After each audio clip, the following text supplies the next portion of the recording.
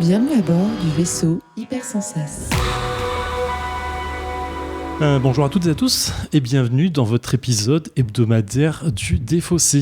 Le Défaussé, c'est une émission qui va parler de jeux de société, mais pour cette émission, ça va être complètement différent. En fait, on va pas parler de jeux de société, mais on va parler de gens. On va parler avec des gens. C'est des gens qui vont nous parler. Oui, ils vont parler au micro en fait. Exactement. On va les laisser parler. Pourquoi aujourd'hui en fait ? Pourquoi aujourd'hui ? Parce que c'est fou en fait. Je crois que j'ai du mal à le réaliser un peu, mais C'est vrai que c'est bizarre. Je pense que quand on a lancé l'émission, on n'aurait pas pensé aller jusqu'à 300. Je pense pas. Enfin, je sais pas. Non, je sais pas. T'aurais imaginé toi ? Non, du tout. Ok, bah moi non plus. 300, ça fait 52 x 6, quoi, tu vois. Je suis en train de lui faire des gestes en mode t'es tout seul sur le Non, mais ça fait un peu moins de 52 x 6, ça fait un peu moins de 6 ans sur le truc, mais comme il y a des épisodes en plus spéciaux, machin et tout, ouais, ça fait 6e saison, quoi. Là, on rentre même dans la 7e saison. Ouais, c'est ça. La 7e saison. Du coup, 60e, on a voulu marquer le coup. Ouais, on profite d'être à Valmeinier avec un cadre plutôt cool et des gens assez sympas du monde du jeu. Qui vont donc, pour une fois, on va leur laisser le micro. Ouais. Et on va les laisser nous raconter des anecdotes du monde du jeu. Des souvenirs, des trucs qu'ils ont envie de nous dire au micro, ou nous dire tout simplement. En fait, c'est pas forcément à nous qui vont parler, et ça va être. À vous. Voilà, on sait pas trop ce que ça va donner. En vrai, c'était une idée un peu comme ça à l'arrache, mais c'est cool. Et on espère que ce format, il change un petit peu de ce qu'on fait d'habitude. Donc, si vous n'êtes pas du tout pour ça, écoutez, rendez-vous à la 301e. Ouais. Et sinon, bonne écoute.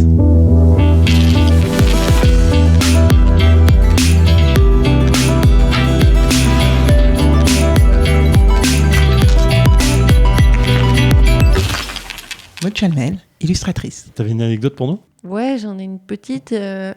C'était quand 404 a sélectionné le prototype d'échafouin pour Vol de nuit. Ouais. Jeu que tu aimes bien, je crois, Alex. Vol de nuit, j'avais bien aimé quand on y avait joué, même si ultra dur. Ouais, ou je crois que il me semble que tu avais préféré l'illustration. J'avais adoré l'illu, elle était ouf. Ou je sais plus. Moi, c'est comme ça que je t'avais connu. J'avais retenu ton nom. Oui, c'est ça. C'était toi, je crois. Et donc, quand le jeu a été sélectionné, en fait, les Chafouins, donc c'est des 4 auteurs en sortie d'école. C'était un projet de fin d'études. Et 404 avait flashé sur le truc. Et ils s'étaient rencontrés. Et 404 leur a dit, nous, on voulait vous soumettre l'illustratrice qu'on a sélectionnée, les Chafouins. Est arrivé en disant, nous, on avait déjà très très envie de travailler avec quelqu'un, on avait un nom en tête et tout, c'était Maud Chalmel. et 404 a fait, nous aussi. Donc, super timing. Ouais. Trop bien. Et c'était cool. Voilà, donc anecdote mégalo. Ah, mégalo. Accepté de ouf, tu rigoles.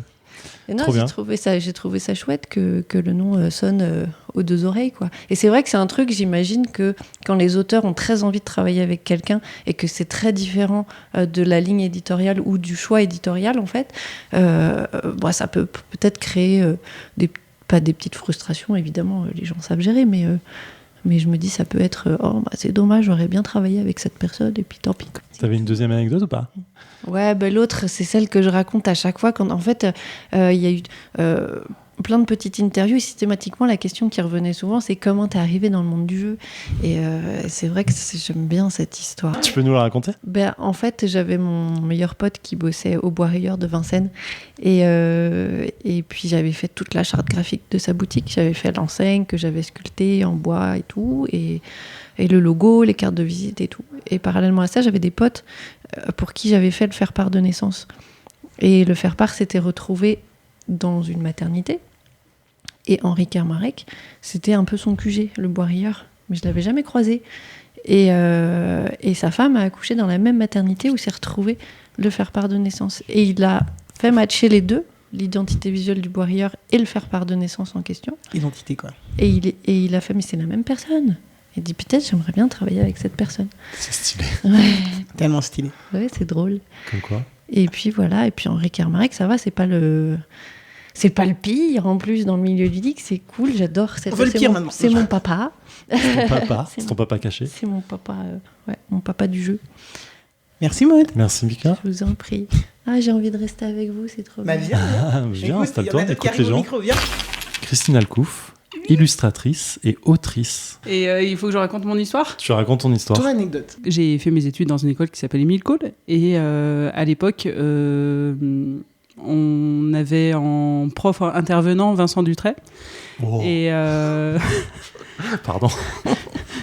et au moment où je l'ai eu en tant que prof, il n'y avait pas spécialement de... Enfin, il travaillait essentiellement dans le livre. Et je pense que c'est le moment où il commençait à bosser également dans le jeu.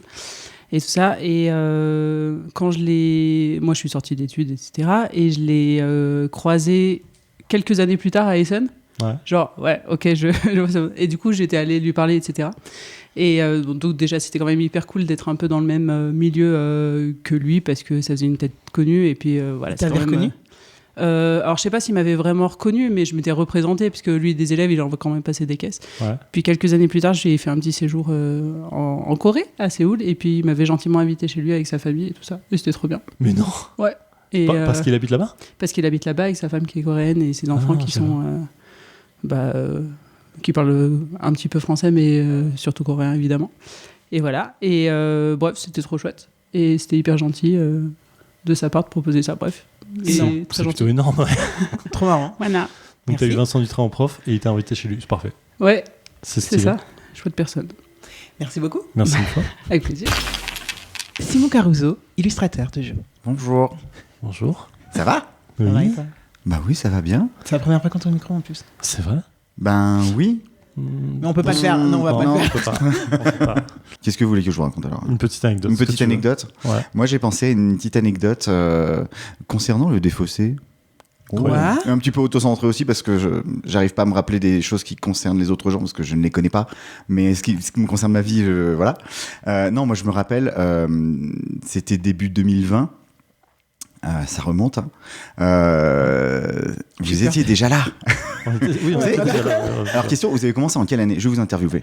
Ah. Ouais, vous avez, ça va. Bah, ça fait 6 ans, du coup. 2018, je dirais. Ouais. Ouais. Ah, pas mal. J'ai un doute avant que tu le dises. Bah Ah, ouais, non, je putain. pense que c'est 2018, ça fait 6 Ouais, ans. ouais, donc, je pense. hmm. Je vais Pas quand même mal. checker, je me sens mal.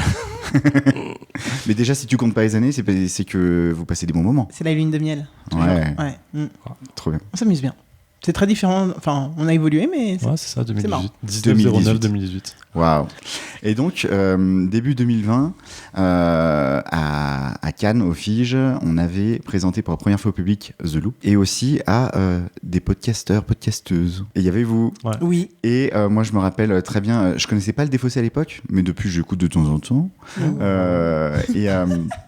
Et je me rappelle très bien à l'époque que j'avais écouté, donc quand l'épisode était sorti, c'était les tout premiers retours qu'on avait sur The Loop en fait. Et là, c'était le moment où on était en train de terminer le jeu, donc on serrait les fesses à la fois parce qu'on espérait avoir fait les bons choix et que ça plaise, et en même temps parce qu'on pouvait plus trop revenir en arrière sur nos choix parce qu'on était vraiment en train de terminer. Donc ouais, et vos retours étaient hyper chaleureux et vous étiez comme des dingues sur toutes les références à des trucs et tout, et le jeu en Très lui-même. comique, Et c'est tout, on était voilà. à fond, ouais. Après, si c'est un jeu de Théo Rivière et Maxime Rambourg, on leur fait des bisous. De ouf. Et voilà. Et donc, ça faisait tout chaud dans le cœur d'avoir les premiers retours qui étaient bons en plus. Donc, voilà. C'est trop cool. Je me rappelle très bien de cette émission. Ouais, moi aussi. Ouais, parce que c'était sur un proto et c'est à la boîte de jeu. Non, Ketchup. C'est Ketchup. Et il était stressé. De ouf. Et ouais. Ouais. Et je me rappelle, je me suis dit, mais c'est pas du tout la vibes qu'on va avoir. Et je crois que c'était dans l'un des premiers. En plus, je pense que c'est l'un des premiers qu'on avait eu en tant qu'éditeur sur un festival. Je sais C'est plus possible, trop, mais Ouais, ça devrait être. Je sais plus. je sais plus, peut-être la deuxième année. Ouais, mais deuxième vraiment, et le feel, j'étais là, mais on est cool normalement. Enfin, en plus, c'est un podcast, on filme pas, donc ça devrait Ouais. pas procurer ça et tout. Et on s'était demandé comment ça allait ressurgir. Ouais, moi j'ai 2 anecdotes sur cette émission, du coup. Ah, parce qu'on fait des Spécifique. anecdotes aussi. Allez. Bah écoute, Inception d'anecdotes. Hein. Je me souviens, enfin pour le retour, je me souviens que j'ai dit plusieurs fois, je me souviens que quand il nous présente le truc et il dit que c'est un proto, je suis en mode, j'ai pas envie de jouer sur un proto. C'est ça l'un me des premiers saoule. protos qu'on nous faisait aussi. Ouais. Ça me saoulait de ouf et ça m'avait débloqué le truc du putain, mais en fait c'est cool de quand même jouer sur des protos quoi. Bah après, le proto, il était quasi complet, quoi. Enfin, tu vois, Oui, il y a bien proto sûr, et proto, bien sûr, quoi. bien sûr, Donc, ouais. Et la deuxième anecdote, et je le sais, je crois que c'est Théo qui me l'a raconté, c'est il y avait pas tous les personnages à ce moment-là, et il Ouais. manquait V-Girl dedans. Ouais. Et je me souviens dans l'émission, j'avais fait des références à Super Nana en disant ce serait trop cool d'avoir un personnage Super Nana et tout machin et tout. Et du coup, quand vous réfléchissiez à faire un autre personnage, il y a, je crois que c'est Clément qui disait ah attends, mais il y a le mec du Défaussé là du podcast qui avait dit ce serait cool de faire un truc sur les super nanas et tout machin, et du coup on peut faire un truc comme ça, et du coup il y a eu une référence super nana comme ça. C'est vrai que Vigueur est arrivé à la toute fin. Ouais. Et quand on m'avait raconté ça, j'étais en mode oh trop cool, putain, on l'a écouté dans la vie. Tu es un influenceur, Zef. C'est dur à dire. Ouais. Le podcast, c'est pas trop influence en vrai. Je sais pas. Je suis pas sûr. Influenceur, Mais- podcasteur, ça marche. C'est vrai qu'on s'est rendu très très tard compte qu'on était écouté. Ce qui est bizarre, hein. Et même des fois, on est C'était pas encore, le but en fait. Bah, en fait, je pense qu'on fait ça pour le kiff de le faire. Mm. Mais on regarde jamais nos audiences, à Ouais, part on s'en quand on fout a un peu. besoin de demander un truc à quelqu'un et qu'on doit justifier qu'on est écouté. Ouais. Et ce qui veut dire que la dernière fois que personnellement j'ai regardé, c'était pour demander des places pour SN il y a 2 ans. J'ai pas regardé depuis. Ouais. Et du coup, en fait, quand les gens ils nous en parlent, ou même d'une émission, ou qu'on a un retour et tout, c'est toujours en mode ah, putain, on Ouais. est écouté quoi. Bah oui. Merci Simon. Bah merci à vous beaucoup. et joyeux anniversaire les enfants. Merci. Johan Levé, auteur de jeux de société. Donc on est ici à Valménier à l'occasion du Sommet des Jeux, et en fait je peux raconter un peu comment tout ça est né. Donc déjà il faut savoir, je vais la faire courte parce que Valménier et le jeu, c'est une grande histoire d'amour, ça existe depuis très longtemps. Il y a d'ailleurs une remontée mécanique qui s'appelle Les Jeux, c'est le destin. Et en fait il y a des semaines joueurs depuis très longtemps. Nous on vient depuis plus de 10 ans avec Céline, ma femme, et mes enfants. On les a vus grandir ici, voilà. Et en fait, au bout de 10 ans, ça faisait 10 ans qu'on venait à Valménier, et Stéphane, le tenancier, on va dire, de la résidence, nous a dit, en fait, ça prenait vraiment de l'ampleur, les semaines joueurs, entre guillemets, et il nous a dit si ça pouvait pas être possible un jour de faire quelque chose de professionnel, quoi, de vraiment rassembler et de réserver une semaine uniquement aux professionnels. Et en fait, voilà, c'était tout bête, on était au restaurant, il m'a posé la question, et puis on a trouvé que c'était une super idée. Tout seul, je me sentais pas capable de pouvoir gérer ça, parce que je connais des gens, mais finalement je les connais comme ça, j'ai pas spécialement déjà leur contact ou des trucs comme ça. Et tout de suite, j'ai dit à Stéphane, il faut qu'on mette l'équipe d'un monde de jeu dans la boucle, parce que eux forcément ils étaient en relation quotidienne avec tous les éditeurs, etc. Et donc voilà, ça s'est lancé aussi simplement que ça. C'était très tardif parce que je crois qu'on a eu l'idée de lancer ça pour fin août alors qu'on était en juin, et donc on a lancé le truc, on a lancé des invitations, et en fait franchement ça aurait pu vraiment capoter, parce que pour être honnête, la première personne que j'ai invitée c'était Monsieur Fall de Trick Track, et en fait au moment où il me dit oui, en fait il faut vraiment avoir confiance en la personne qui t'invite, parce que potentiellement peut-être qu'il n'y aurait eu que lui qui aurait dit oui, et il se serait retrouvé tout seul dans un appartement, dans un immeuble de 75 appartements. Donc voilà. Et donc, grâce à tous ceux qui ont dit oui la première année, merci à vous, vous étiez là. Et voilà, ça s'est lancé. On était 70 la première année, là on est 200. Donc c'est cool. Après, ça fait un peu entre-soi de raconter cette anecdote, mais il faut savoir que à Valménier, il y a des semaines joueurs l'hiver, il y a des semaines joueurs l'été, juillet et août. Donc tout le monde peut en profiter. Et je crois que beaucoup de personnes l'année prochaine vont venir certainement un peu avant cette fameuse semaine du Sommet des Jeux. Donc, il ne faudra pas hésiter à viser mi-août l'année prochaine, et vous serez parmi nous.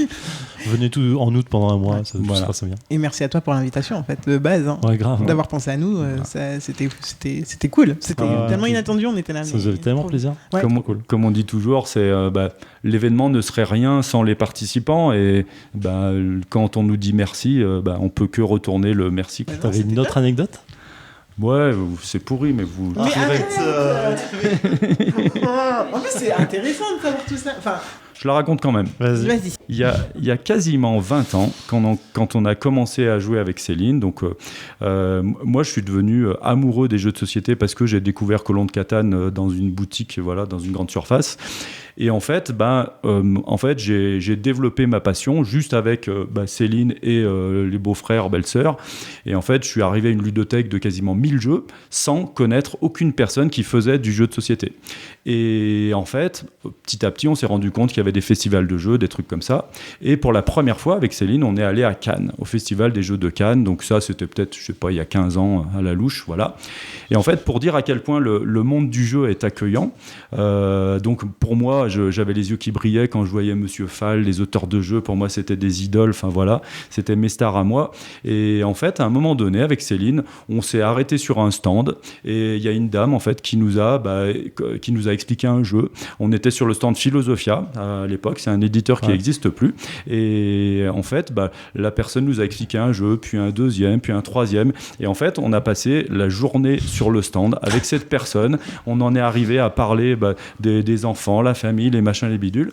Et en fait, au bout d'un moment, quand on s'est mis à raconter ce qu'on faisait dans la vie, etc., la personne nous a dit, moi, c'est ma boîte. Puis elle montrait des trucs en l'air, machin. Et puis moi, je regardais, je dis, je voyais rien d'autre que les logos Philosophia. J'ai pas trop compris. Et c'est seulement le lendemain, en fait, que je me suis rendu compte que cette personne avec qui on avait passé la journée, comme avec n'importe qui, on avait juste joué, c'était Sophie Gravel, en fait, qui maintenant a monté des tas de boîtes d'édition qui ont gagné des spiels dans tous les sens. Enfin voilà, donc c'est fou comme. C'est fou comme anecdote. C'est ultra humain en fait. Putain, c'est ouf.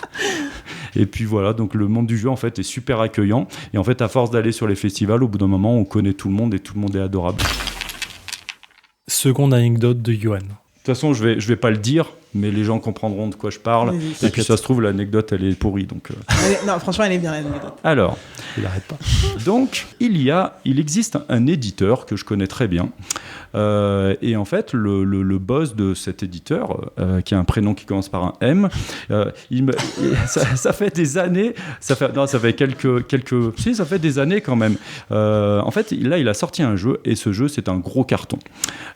Et en fait, il cherche une suite pour ce jeu. Donc, ça fait plusieurs fois qu'il me dit il me faut une suite, si tu as des idées. Ça fait longtemps qu'il veut travailler avec moi et qu'à chaque fois que je lui montre mes jeux, il dit c'est pourri. Un bon éditeur, de toute façon, il faut pas qu'il mette de l'affect dans les jeux et normalement, il doit refuser tous tes jeux. Il y en a peut-être 1 sur 1000 qui doit passer la barrière de l'édition et voilà. Donc, c'est un très bon éditeur. Peut-être que vous comprendrez au fil de qui il s'agit. Et en fait, donc voilà, plusieurs fois, il me dit si tu as une idée, donc moi j'y réfléchis, j'y arrive pas, c'est pas grave. Et Essen dernier, il me relance sur le sujet en me disant c'est vraiment un carton ce jeu, on en vend des caisses, donc il me faut une suite, réfléchis. Et moi, en fait, à la maison, forcément, j'en parle à mes enfants, à Manon, Léo, à Céline, et puis je leur dis si vous avez une idée, n'hésitez pas. En plus, eux-mêmes, ils sont fans de ce jeu-là. Et voilà. Donc moi de mon côté de toute façon j'y arrivais pas voilà et donc un week-end à la maison avec Céline on est en train de bricoler, on était en train de faire un dressing dans notre chambre, voilà, c'est pas intéressant mais je l'ai dit et en fait Manon nous dit j'ai une idée, à un moment donné j'avais une pause au travail, pendant un quart d'heure j'ai bricolé 2-3 trucs, je pense que j'ai trouvé quelque chose qui peut marcher, je veux vous le faire essayer. Et puis nous on était un peu pris dans notre truc, on lui dit ok, si on a le temps on essaiera. Elle nous relance 2-3 fois et au bout d'un moment quand même pour lui faire plaisir on s'arrête, on s'installe autour de la table et puis on lui dit allez on va essayer ton truc. C'est un jeu qui commence par un T, donc petit à petit on a des indices, voilà. Donc en fait on joue avec Céline, je crois qu'il y avait Léo et Manon, peut-être qu'on était 3 et en fait on joue, voilà, et à la fin Manon s'attend à ce que je lui dise ça va, ça va pas, ça faut changer, ça c'est machin, et en fait on s'est juste regardé avec Céline et puis je lui ai dit lundi prochain on monte à Paris. Et puis voilà, en fait c'était juste parfait ce qu'elle avait fait, il n'y avait rien à changer. Et du coup, la semaine d'après, en effet, le lundi, j'ai appelé ce monsieur M et je lui ai dit qu'on était sur Paris, si on pouvait manger ensemble, voilà, sans lui dire qu'on voulait lui montrer quelque chose. Et puis finalement, on lui a montré quelque chose et toute l'équipe a été emballée. Et donc, pour l'instant, ça suit son cours. Les nouvelles sont bonnes. En fait, étant donné que le premier jeu a un auteur, si jamais Manon, notre fille, doit signer cette suite, elle sera obligée de faire 50-50 en droit d'auteur avec l'auteur originel. Ils l'ont contacté, il est OK. Donc, bref, ça va loin. Il faut savoir que ce jeu buzz un peu là au sommet des jeux parce qu'elle arrête pas les gens lui réclament. En fait, elle arrête pas de le faire tourner. Donc voilà, elle a encore fait 2-3 parties hier. bière. Putain, c'est ouf. Et donc J'ai voilà. loupé les sessions, j'étais dégoûté. Mais Et en fait, bah voilà, c'est rigolo, quoi, parce que vraiment, je serais pas du tout sur la boîte parce que j'ai pas du tout aidé. C'est son jeu, et puis ça tourne super bien. Donc espérons, normalement d'ici septembre, donc quand le podcast va paraître, on aura la confirmation de si ça se fait ou pas. Malheureusement, c'est un jeu, si ça se fait pas, elle aura plus qu'à le mettre à la poubelle, parce que c'est la suite d'un autre jeu, donc tu peux pas le signer chez un autre éditeur. Et puis donc on croise les doigts, mais c'est une jolie histoire, quoi. C'est trop bien. c'est génial. Merci mille fois. Ouais. Merci. Baptiste Laurent, auteur de jeu. Alors, je vais vous raconter un peu l'histoire du développement de Las Vegan. En fait, on a développé donc avec Corentin Lebras et Ludovic Maublanc. On a développé le jeu un maximum pendant le confinement, en fait. On a commencé avec Tabletop Simulator et on a commencé le développement avec ça. Et ce qui était drôle, c'est que, et notamment, c'est Antoine Boza qui a trouvé le nom du jeu Las Vegan. On est parti sur un délire de tiens, les machines à choux, Las Vegan. On a fait des jeux de mots un peu pourris en se disant c'est rigolo et on va mettre ça dans le proto. Et on s'est dit de toute façon l'éditeur l'enlèvera. Et l'éditeur l'a gardé. Voilà. Tu l'as gardé quand même. Ça les a fait rire? Ça les a fait rire. Ils ont dit non, mais nous on garde, c'est trop bien. Et voilà. Trop bien. Let's go. On a fait bon, ok. Rapide, efficace. Comme quoi les bons éditeurs, je veux dire, écoutent leur auteur. Ouais, je sais pas. Il nous a dit qu'il fallait pas toujours écouter. Hein. Oui, c'est vrai. Merci beaucoup. Mais merci à vous. Merci. Corentin Lebras. Bonjour. Auteur. Je la refais peut-être. Corentin Lebras, auteur de jeux de société. Oui, donc bonjour à tous et à toutes. Moi, je vais raconter une anecdote qui raconte une des premières fois où j'ai rencontré quelqu'un du monde du jeu, qui est le bien nommé Antoine Boza, que j'ai rencontré sur le forum Trick Track parce qu'on avait un jeu, un prototype qui ressemblait, les deux se ressemblaient, donc on s'est dit pourquoi on bosserait pas ensemble dessus. Et donc je l'ai invité chez moi parce qu'il habitait dans la même ville que moi. Mais tu le connaissais ? Non, justement, j'étais même fan de cette personne. Parce que j'avais tous ces jeux, je me disais tiens mais Ghost Story c'est quand même vraiment très bien et tout. J'étais même allé à Grenoble pour me faire dédicacer une carte. Monsieur, est-ce que vous pouvez me dédicacer ce Wu Feng s'il vous plaît? Mais à peine regardé, il a signé comme ça. Allez, casse-toi connard. Et du coup, bon bref, on se dit avec ma copine de l'époque qui est ma femme actuelle, faut qu'on fasse un apéro, faut qu'on prépare des trucs et tout, ça va être trop bien. Mais on a un peu le stress et tout, mais il faut qu'il soit bien. Donc, à un moment, il va pour arriver pour l'apéro et tout. Je lui dis on a préparé des trucs, l'apéro et tout. Tu manges de tout, ouais, pas de souci et tout. Et en fait, ce qu'on savait pas, c'est qu'on a préparé globalement les deux choses qu'il déteste le plus. On a failli empoisonner en fait un détenteur d'As d'or, de Spiel. Il n'y aurait jamais eu Playpunk, rien de tout ça. Parce qu'on avait préparé un joli bol de tomates, ce qu'il déteste le plus au monde, après les olives, qui était le deuxième bol juste à côté. Très poliment, il a rien dit, il en a pas mangé. Si, peut-être qu'il en a mangé une, je sais pas, en se forçant, non. Non. Mais bon, après la soirée, c'est bien passé, la suite c'était très cool, mais c'est le jour où on a failli empoisonner Antoine Boza quand même. C'est trop drôle. Attends, c'est quoi cette anecdote? Merci beaucoup, Corentin. Bah, rien, merci à vous. 5 minutes pour trouver une anecdote, les gars. Non, mais c'est parfait en vrai. C'est parfait. Merci beaucoup. Antoine Boza, auteur et éditeur de jeux de société. Bam, 2 anecdotes du coup ou pas? Ouais, à 2 si tu en as. J'en fais une très On en a courte eu d'auteur. 3, Vas-y. Première rencontre avec Rainer Knizia à Essen. Ah, elle est trop bien celle-là. Par contre, je la connais déjà. Tu la connais déjà, mince. Tu l'as raconté, mais elle est trop bien. Ce podcast n'est pas pour toi, donc. Je sais, c'est vrai, c'est vrai. j'ai hâte de la réécouter. Première rencontre donc avec Rainer Knizia. Alors je sais plus l'année, je pense que c'était 2008, l'année de Ghost Stories. J'ai fait pipi à côté de lui dans l'épisodière à Essen. Voilà. Ah, c'était ça. C'est ça la rencontre? Ah merde, je pensais que c'était celle dans son Non. hôtel. Ah non, ça c'était beaucoup plus tard. Je peux la raconter aussi, parce que ça va faire beaucoup d'anecdotes. Mais... Vas-y, moi je suis chaud. Non, anecdote d'éditeur. Cannes cette année, donc 2024, première fois que Playpunk a un stand. Première fois que je suis sur un stand, parce que moi en tant qu'auteur, j'étais jamais sur les stands, c'est beaucoup trop fatigant. Big up à tous ceux qui font de l'animation sur les stands. Putain, grave. Je pars en pause toilette, justement. J'ai beaucoup d'anecdotes. J'ai beaucoup d'anecdotes de toilette. Il y a une famille qui est en train de jouer sur le Surdim à Cannes. Je sais plus, on est le 3e jour, je crois, le samedi et tout. Je passe à côté, comme c'est le Surdim, en passant, je vois l'état de la partie, comme les tuiles sont grosses. Et là, c'est une famille, père, mère, 2 enfants.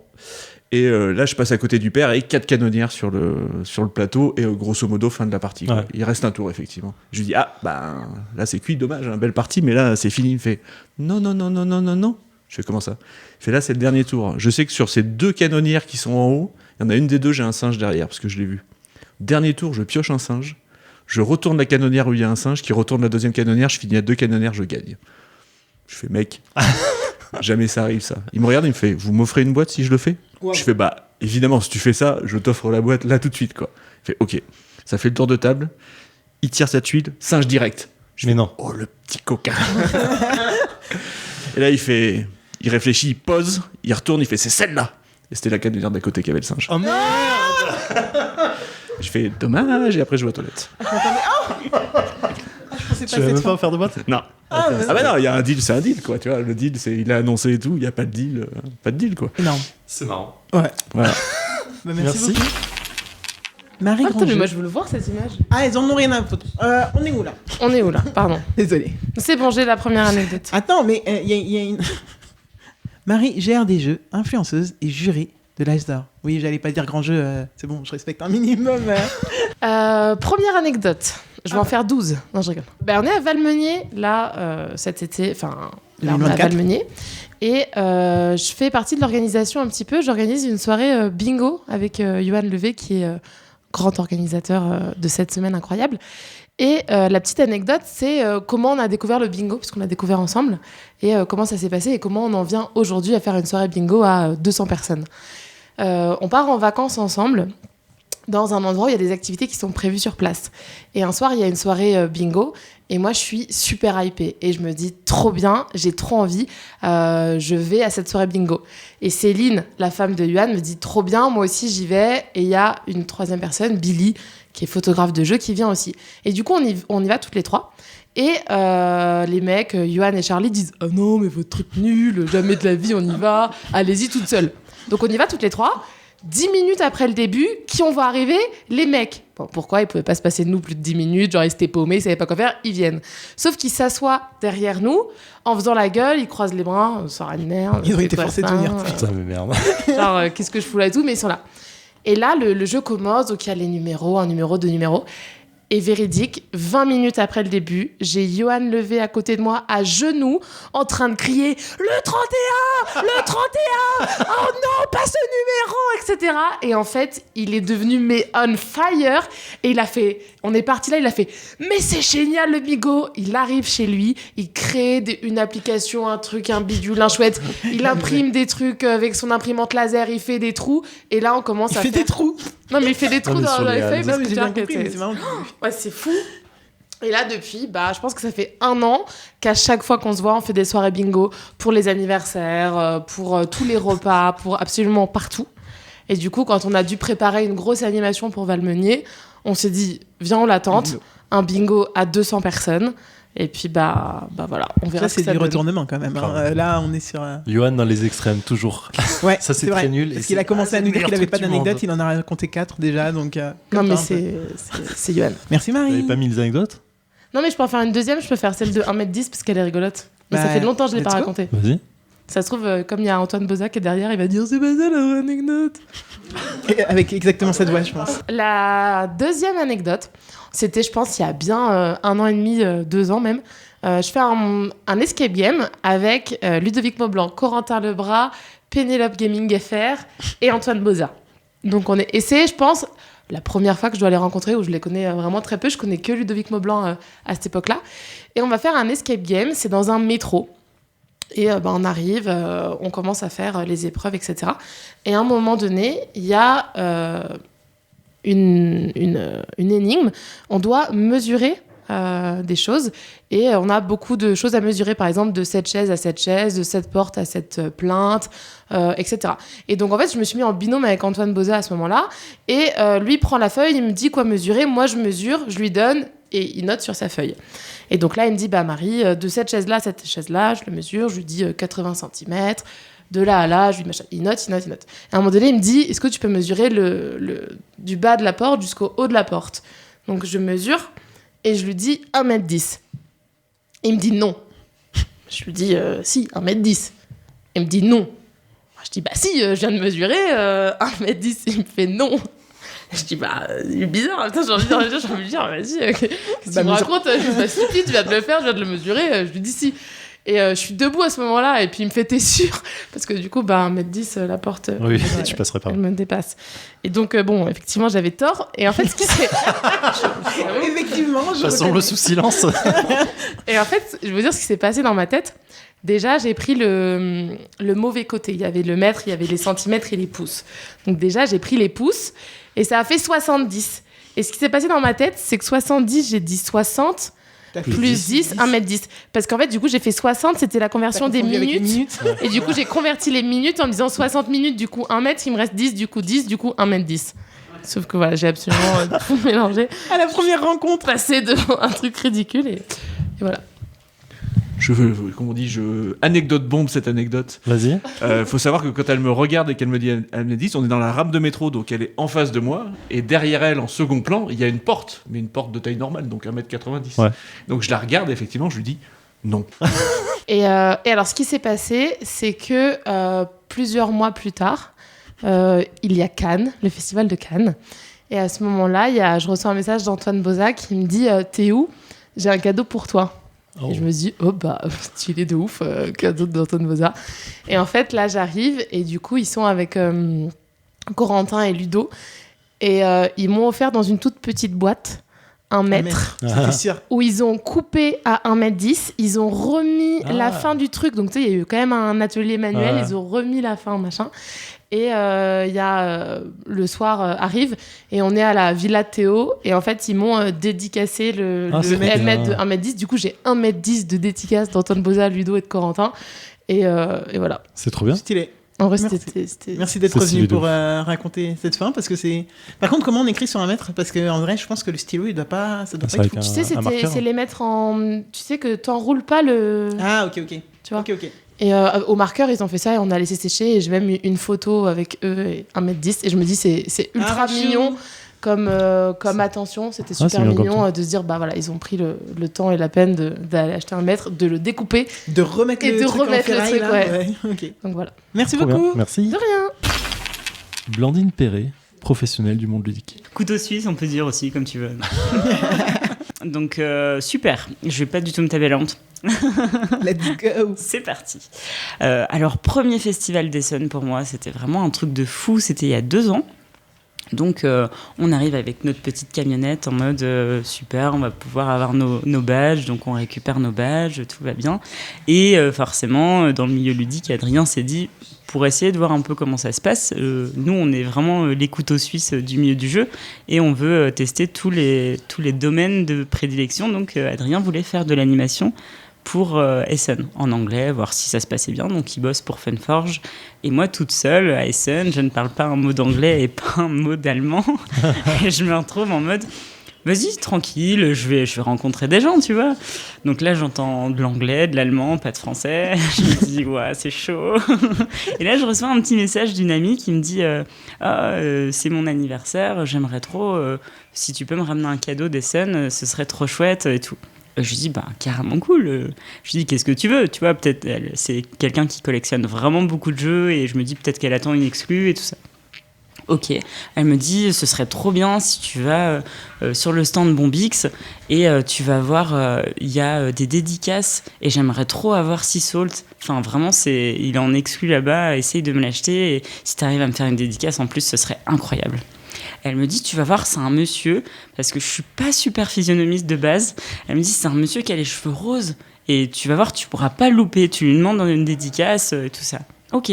Et pas plus d'infos. Puis, vu que moi, chez ProMeeple, je gère tout ce qui est partie commerciale, communication, mais auprès des professionnels, des collectivités, pas forcément au milieu du jeu. Donc, j'ai un peu de mal avec les visages, les choses comme ça.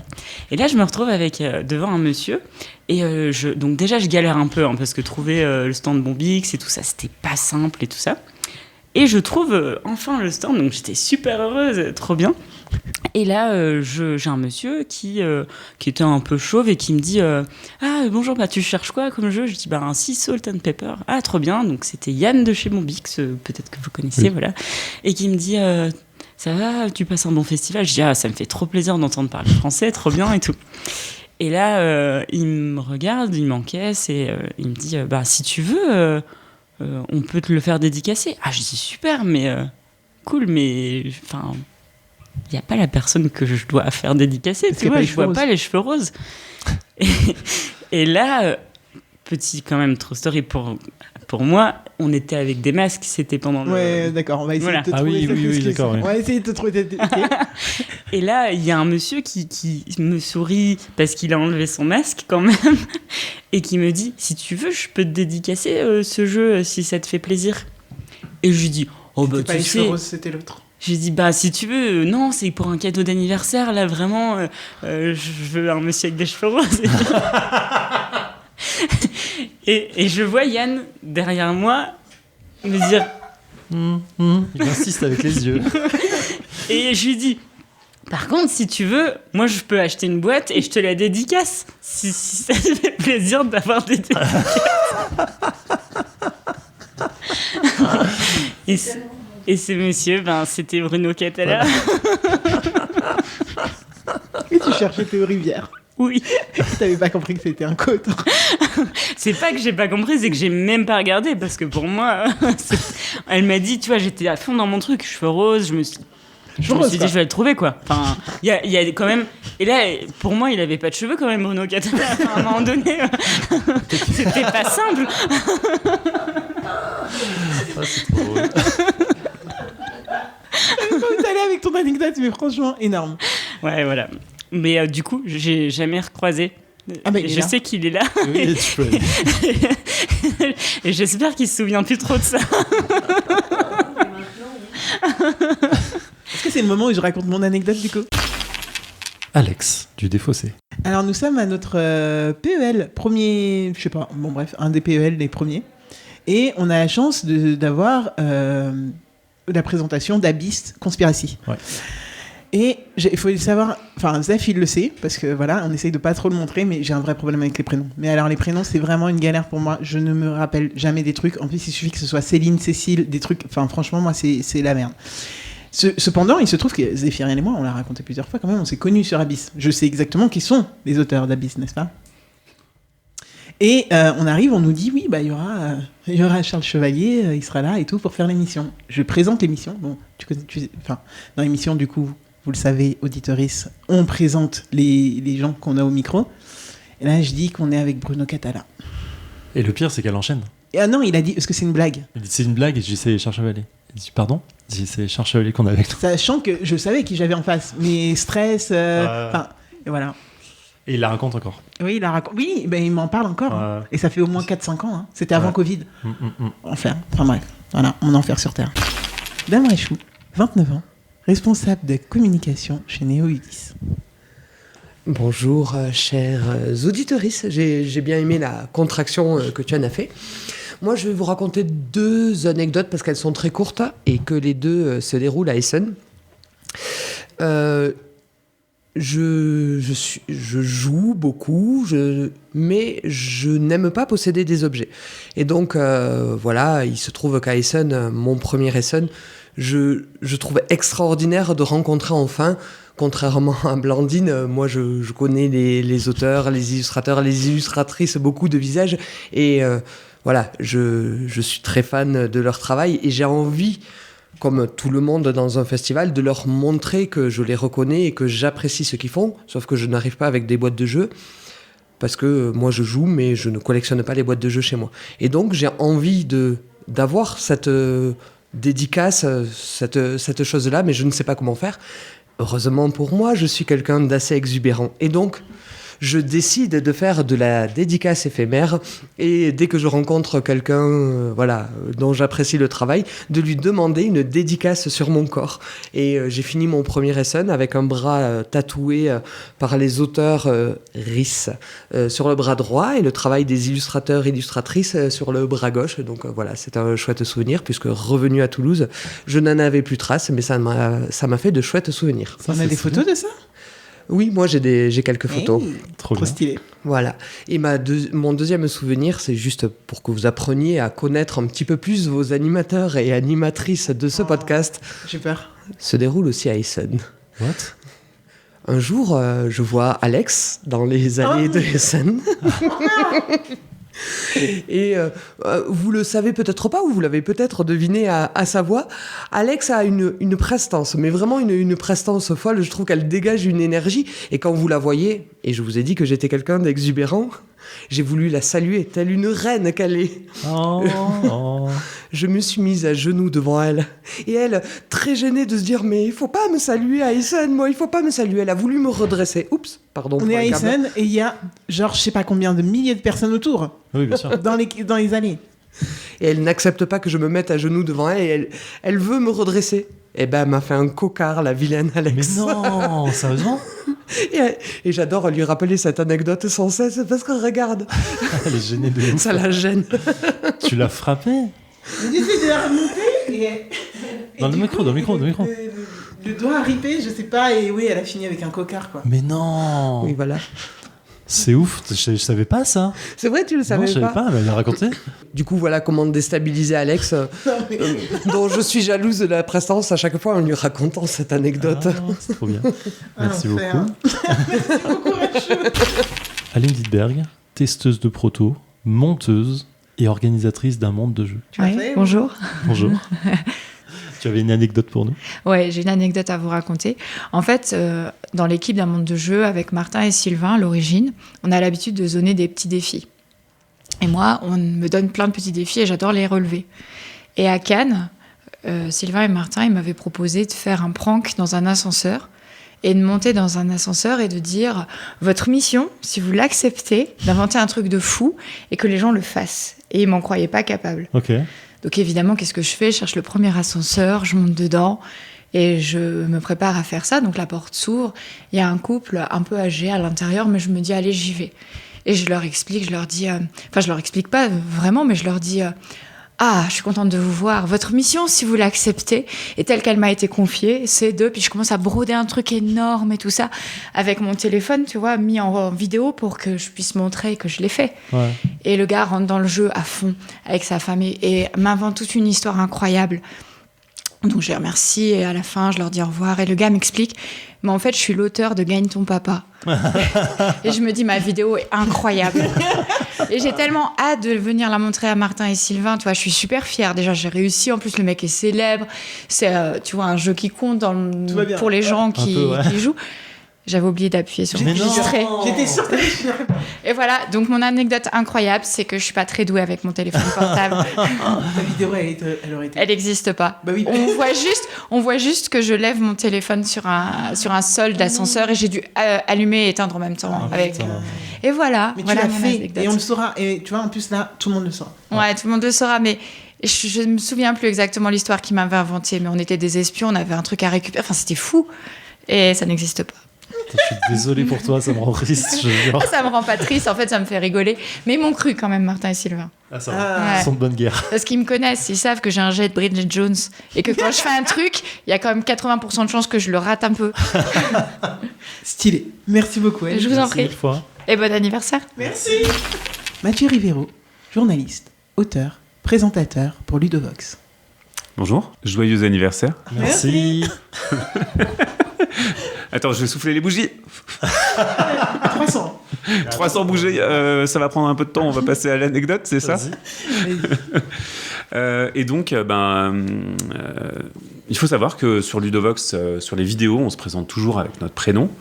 Et un jour, il y a quelqu'un qui hurle des trucs dans la rue, à Cannes. Et donc, je ne réagis pas parce que je me dis, c'est normal.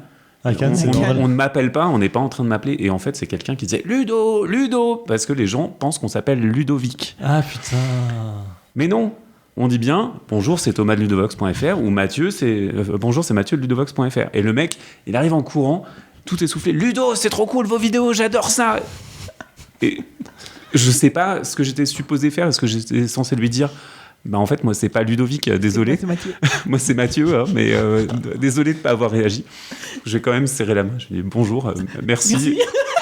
Tu sais pas quoi faire, t'es un peu gêné. Puis après, tu lui dis par contre, je m'appelle Mathieu. Et voilà, je suis parti en étant un peu gêné.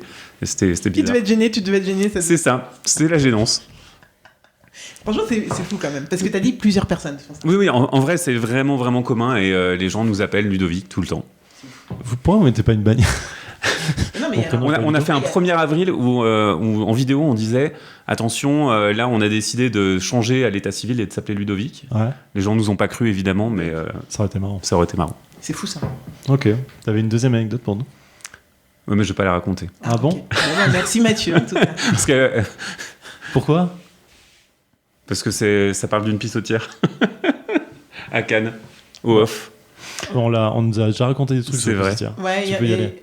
même je dirais que Antoine Boza, c'est un stylin, il nous a raconté 2 anecdotes sur du pipi. Très bien. Donc, Cela dit, à Essen, c'est incroyable les toilettes. Tu croises des gens célèbres dans les toilettes. Faut rester aux toilettes. Donc, j'allais au off et donc je vais à la pissotière et en fait, je sors de la pissotière. Il y a quelqu'un qui est devant la pissotière d'extérieur, hein, donc et qui me tend la main. Vraiment à 2 mètres de la pissotière, il n'y avait pas de lavabo. Je me suis dit, mais qu'est-ce que je fais? Et il insistait un peu. Donc, voilà, je suis désolé, l'hygiène est morte ce jour-là. Et t'es allé jouer après, bien sûr, au proto. L'enfer. Non, j'allais rentrer chez moi, mais c'est pas très intéressant et c'était très gênant aussi. Merci Dans la Mathieu. gênance. Merci beaucoup. Voilà, je suis tout gêné, je vais souffler d'autres bougies. Et puis, félicitations. Merci 1000 fois. Diogo, auteur de jeu. Bonjour tout le monde, j'espère que vous allez bien. D'abord, bravo Alex et Zéphiriel pour ces 300 épisodes et force, je l'espère, pour les 300 prochains. Ma petite anecdote concerne Zéphiriel et s'est déroulée à Paris et Ludique 2023. Je vois Zéphiriel au loin et je n'avais pas encore eu la chance de parler avec lui et je voulais le remercier à un moment donné pour ce qu'il faisait du côté des podcasts, surtout pour le podcast 6388 qui m'a beaucoup aidé. Et je stressais un peu parce que je me disais j'y vais pas, est-ce qu'il va me trouver un peu bête ou autre. Et je prends mon courage à 2 mains, je vais vers lui et il avait des amis autour de lui avec qui il discutait. Et je lui fais « Salut Zéphiriel, moi c'est Diogo, je te suce ». Voilà, sans mauvais jeu de mots, j'ai fait un lapsus, je pense, entre « je te suis reconnaissant » ou « ça fait peut-être suce-boule ». Et il m'a regardé un peu d'un air c'est qui celui-là? Tout le monde a rigolé autour de lui, je me suis expliqué et au final, tout s'est bien passé. L'histoire aurait pu s'arrêter là. Mais plus tard dans la journée, je croise le chemin d'un certain Théo Rivière, peut-être que vous le connaissez. Il était un peu au loin, il me voit et il lève la main et il crie « Salut Diogo, je te suce !» Là, il y a des gens qui regardent autour de nous et en rigolant, je le salue. Et je me rends compte que Théo, en fait, il n'était pas au moment où l'histoire s'est passée. Et donc, je suis devenu tout rouge et maintenant, la petite histoire circule dans le petit monde du jeu. Voilà.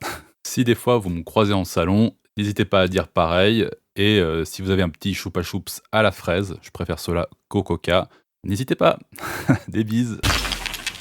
Théo Rivière, auteur de jeu. Bonjour à tous, bonjour à toutes et salut Zef et Alex. Déjà bravo pour ce 300e épisode, c'est incroyable. Votre émission elle fait beaucoup de bien au milieu, donc merci d'exister et d'être là depuis 300 fois, quoi. Bravo pour ça et un grand merci.